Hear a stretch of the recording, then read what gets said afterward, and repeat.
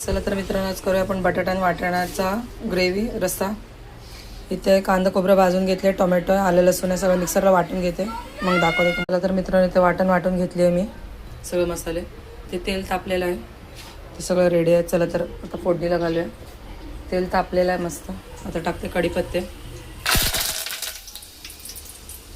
आता मसाल्यांमध्ये टाकूया आपण हळद, तिखट, मीठ, धणेपूड. 2 सेकंद आपल्याला परतून घ्यायचं आहे मसाले. चला आता टाकूया वाटण.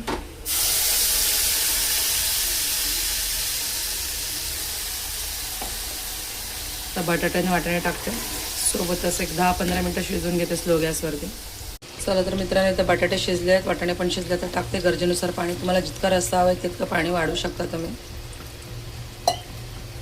चला आता याला एक चांगली उकळी आणते. तर मित्रांनो, आजच्या लंचमध्ये आहे ते गरमागरम भात, बटाटा आणि वाटाण्याचा रस्सा आणि ते तोंडी लावायला एक कारलं. तुम्हाला जर माझ्या रेसिपीज आवडत असतील तर व्हिडिओला लाईक करा, शेअर करा आणि सबस्क्राईब करा माझ्या चॅनलला, आणि जास्तीत जास्त शेअर करा प्लीज.